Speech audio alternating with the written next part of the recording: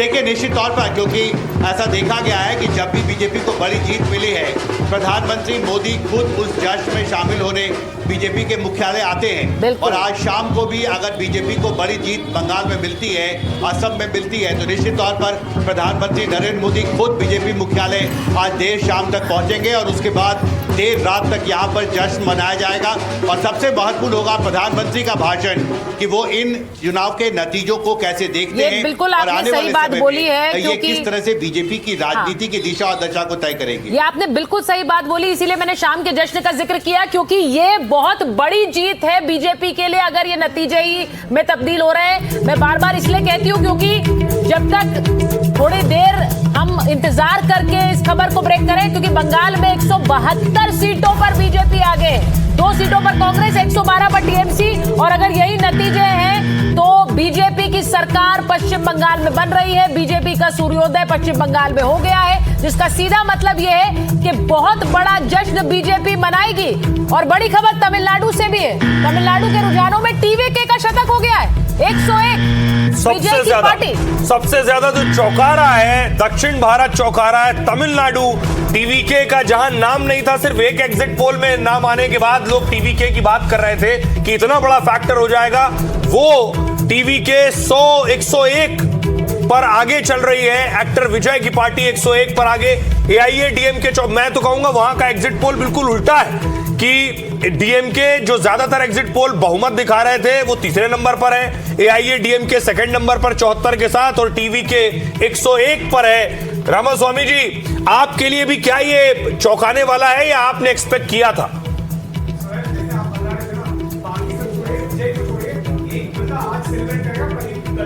जी बेशक, आज उनको डांस का मौका फिर मिल गया। नहीं, ये बिल्कुल आपने सही बात बोली। एक एग्जिट पोल जिसमें दिखाया गया कि विजय को, टीवीके को तकरीबन 120 सीटें 80 से 120 मिलती हुई नजर आ रही थी, और वो सच होता दिख रहा है। 100 सीटों पर टीवीके आगे नजर आ रही है। अब यहां से कितना फेरबदल हो जाएगा?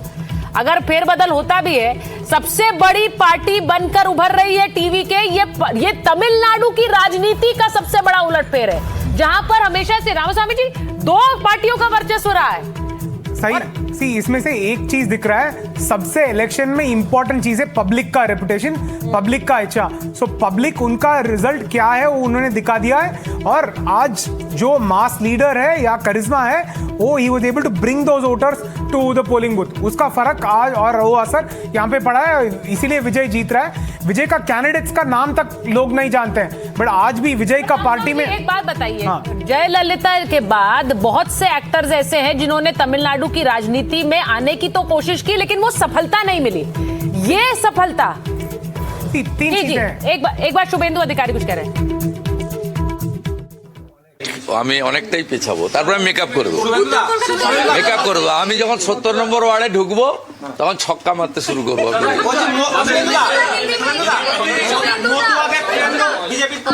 All Hindus are united in favour of Narendra Modi. মোদীজির জয়, পশ্চিম বাংলার জনগণের জয়। मेरा एक्सपेक्टेड है, मेरा 4,500 लीड हुआ सेकंड राउंड में, एक्सपेक्टेड है। हिंदू बोल क्षेत्र था। टीएमसी की तरफ से बोला जा रहा है कि अभी भी जो वार्ड है वो आपके फेवर में, आपकी जो मेजोरिटी वार्ड है वो बाद वाले जब खुलेंगे तो उनके फेवर में जाएंगे। तो उनका ओ आप न्यूज 18 है ना, ठीक है, बोलिए। छोड़ दादा, ऑल ओवर जो ट्रेंड है, ऑल ओवर बंगाल में जो ट्रेंड है, क्या लग रहा है मेजोरिटी तो आप लोगों को मिल रहा है, तो एटलीस्ट ट्रेंड तो वो कह रहा है, तो आगे क्या उम्मीद रहेगा? 4 राउंड हो गया है भाई, सरकार तो बीजेपी भागुआ तो एक्सपेक्टेड। हम लोग देख लिया ना, हिंदू ईवीएम बीजेपी, मुसलमान ईवीएम टीएमसी, मालदा, मुर्शिदाबाद, उत्तर दिनाजपुर छोड़ के वहाँ मुस्लिम लोग कांग्रेस को फेवर कर रहे हैं। बंद हो रहा है, ब्लैक हो रहा है, इसके एलिगेशन लगा रहे हैं कि सीसीटीवी। वो सब रोने दीजिए, खत्म, पूरा खत्म। बोला था 50 नहीं क्रॉस कर पाएगा, चैलेंज करते हैं। छोड़िए, अभी इस पे बोलना ठीक नहीं है। अभी 15 राउंड 16 राउंड बाकी है, मैं आपको जानकारी देते रहूंगा। 12 बजे मुलाकात होगा। चलो 12 बजे। जनता पार्टी के नेता शुभेंदु अधिकारी अपने आप को मुस्कुराते हुए बता रहे हैं कि मैं इस समय 4,500 वोट से आगे की लीड ले लूंगा कुछ ही देर में, क्योंकि जब वार्ड नंबर 70 खुलेगा तो और ज्यादा हो जाएगा। दरअसल दरअसल 70 नंबर वार्ड से भारतीय जनता पार्टी हमेशा अपनी बढ़त बना लेती है। शायद यही वजह है कि उन्हें पता है कि कौन कौन से वार्ड के जब वोट खुलेंगे और वहां की ईवीएम की गिनती होगी, तो ठीक उसी तरह से जीत हासिल है। सिलीगुड़ी की तस्वीरें हम आपको दिखा रहे हैं। सिलीगुड़ी में जश्न का माहौल है। भारतीय जनता पार्टी उत्तर बंगाल में लगातार पिछले 3 चुनाव से अच्छा परफॉर्मेंस करती दिख रही थी और इस समय केसरिया रंग का यहाँ पर अबीर लगाए हुए जो बीजेपी के कार्यकर्ता हैं वो जश्न मना रहे हैं। देखिए, एक बड़ी बात है जो खबर हमारे पास आ रही है, इंटरेस्टिंग खबर यह है कि दिल्ली में बीजेपी मुख्यालय के बाहर तो सेलिब्रेशन हो रहा है, लेकिन कांग्रेस मुख्यालय के बाहर भी सेलिब्रेशन हो रहा है। तो ये पहली बार है जब बीजेपी और कांग्रेस दोनों के बाहर सेलिब्रेशन है। अनुमा जी आपको भी बधाई दे दें केरल के लिए जो खबर आ रही है, और सेलिब्रेशन आपके दफ्तर में भी शुरू हो गया है। तो बीजेपी कांग्रेस दोनों एक साथ ढोल बजा रहे हैं। हाँ, हमें भी दे दीजिए, लेकिन इस जगह पर जहां पर आपकी आवाज में एक जोश, उत्सुकता, ये सब भी रिपीटिशंस हैं, दोहराव हैं। ये सबको दिखता है कि ये कहानियां कहाँ लिखी गई हैं। जब इतिहास लिखा जाएगा ना हमारा और आपका, तब लोग इसका आकलन सही कर पाएंगे। फर्क नहीं पड़ता मानसिक रूप से लोगों को पंगु बना के। आज आपके चैनल पे सांप्रदायिक बयान दे रहा है वो मंत्री शुवेंदु अधिकारी। उसने बोला कि हिंदू ईवीएम और मुस्लिम ईवीएम, और आप बड़े आराम से इसको चला भी रहे हैं। क्या रह गया है संविधान, क्या रह गया लोकतंत्र, क्या बात कर रहे हैं? नहीं सुना कि उन्होंने समझ ही नहीं आता हिंदुस्तान में ये हो रहा है। और मालदा मुर्शिदाबाद में कांग्रेस को बड़ा वही बता रही हूं, शुवेंदु अधिकारी को बयान आपके चैनल से वहां तो आपकी पार्टी ने अच्छा काम किया, उसकी तो खुशी मनाइए। खुलेआम दिखा रहे हैं, खुलेआम दिखा रहे हैं। आजकल तो आपको मजा आ रहा है, खुलेआम दिखा रहे हैं आप। अनुमा जी मुझे लग रहा है मजा आपको आ रहा है। एक चीज और आपसे कहना चाहती हूँ कि उल्टा घड़ा, अनुमा जी देखिए बयान जो है ना, उल्टा घड़ा सुनिए, चाहे वो वोटिंग का दिन हो, काउंटिंग का दिन हो, हम जो बयान नेता दे रहे हैं उसकी जिम्मेदारी हमारी नहीं है मैम। वो अपने बयान दे रहे हैं, आप उस पर सवाल उठाइए, इसीलिए आपको इस मंच पर बुलाया। हम तो वोटिंग का और काउंटिंग का मजा ले रहे हैं, आंकड़े दिखा रहे हैं। कम से कम आपके हम आंकड़े दिखा रहे हैं। और आपके पास डेफर्ड रिकॉर्डिंग आती है, डेफर्ड रिकॉर्डिंग आती है, आप डेफर्ड में उसको हटा सकते थे। ये तो सबको मालूम है ना, ये सब मत दिखाना चाहते हैं आप तस्वीरें दिखाइए, दिखाना चाहते हैं, आप लोगों को मानसिक रूप से पंगु बनाना चाहते हैं। चलिए मैम, मुझे नहीं लगता आपको अपने सेलिब्रेशन को एंजॉय करना है। नहीं पूछेंगे, चीज दिखेंगी। नहीं अनुमा जी, मुझे नहीं लग रहा आप अपने सेलिब्रेशन को एंजॉय करना चाहती हैं। आप अपने सुख से सुखी नहीं है, दूसरे के सुख से दुखी हैं। धनंजय गिरी कुछ बोलना चाह रहे हैं बीजेपी से। जी धनंजय जी, आपने सुन लिया कांग्रेस को। सांप्रदायिकता जब चैनल से अगर हो, धनंजय जी आप सांप्रदायिकता है। अनुमा जी क्या सांप्रदायिकता की बात कर रही हैं आप, बताइए। सबसे बड़ी जवाब दे धनंजय। एक मिनट आपका भी तो बयान लाइव चल रहा है, उनका भी बयान लाइव चल रहा है। तेलंगाना का मुख्यमंत्री एक मिनट आपका पूरा बयान चलाएं, लेकिन उनका ना चलाएं। आपका काटे, तेलंगाना का मुख्यमंत्री कहता है कि कांग्रेस है तो मुसलमान है, और मुसलमान है तो कांग्रेस है। तेलंगाना का मुख्यमंत्री ऑन रिकॉर्ड कहता है कि कांग्रेस है तो मुसलमान है और मुसलमान है तो कांग्रेस है। तो ये तो सेकुलर बात बोलता है, वो तो सेकुलर बयान है, बाकी तो कम्युनल बयान है।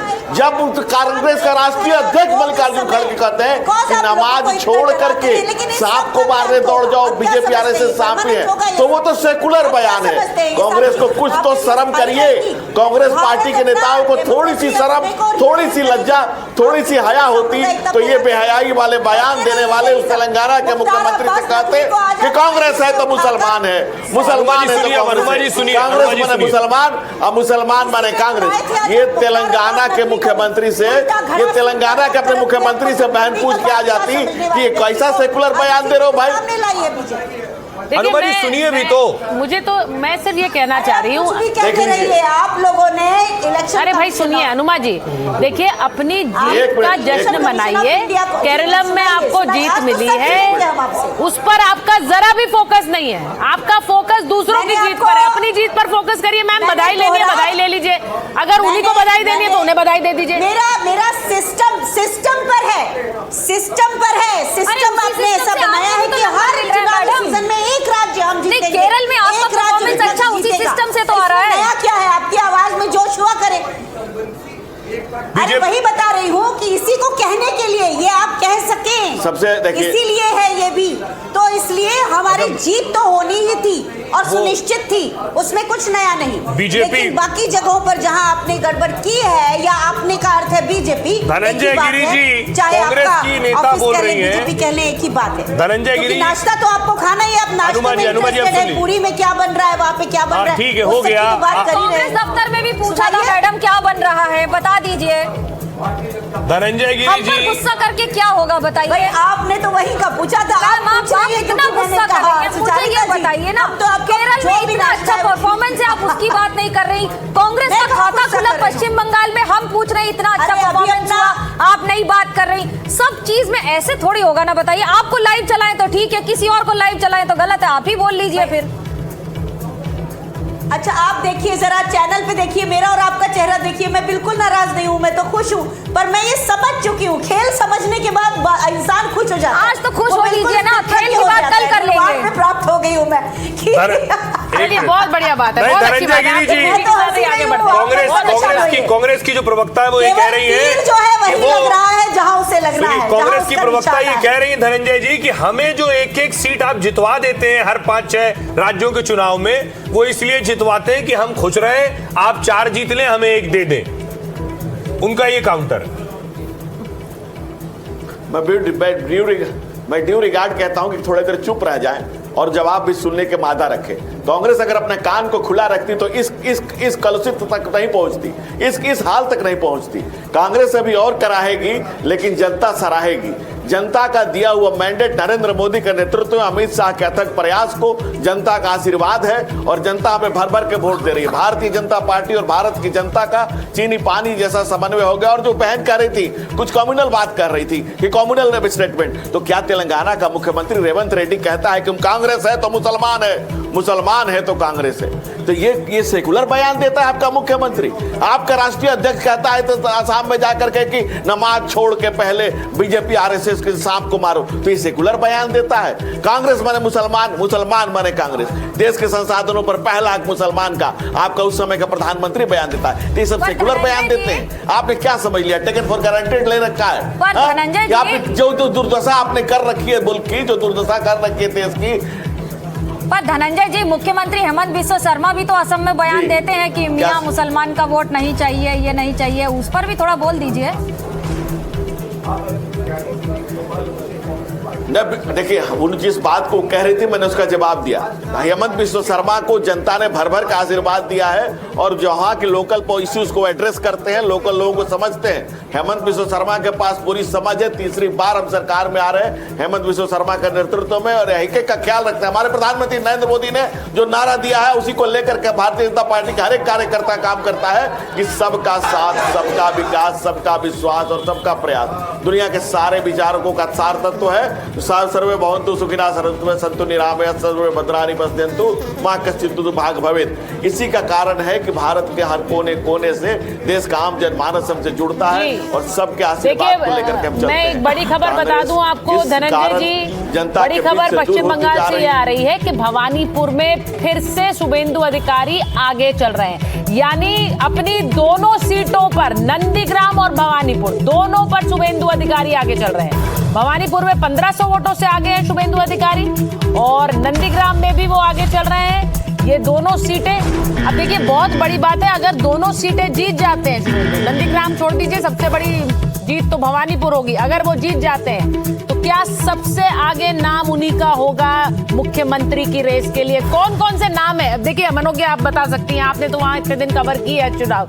कौन कौन से नाम है जो बीजेपी की इस मंथन में रहेंगे? तो चलिए आपको इस समय की सबसे बड़ी खबर दे दें कि भारतीय जनता पार्टी के सूत्रों ने हमें बताया कि 6 नाम हैं जो मुख्यमंत्री की रेस में हैं और बड़े नेताओं ने बताया है कि और फिर भी भाजपा का झंडा लेके जो आगे हैं, ये बहुत बड़ी जीत है। ये बहुत बड़ी, ये आप सोच नहीं सकते, नहीं तो बहुत बर्बादी की ओर पूरा बंगाल हमेशा के लिए उसका नाश हो जाता।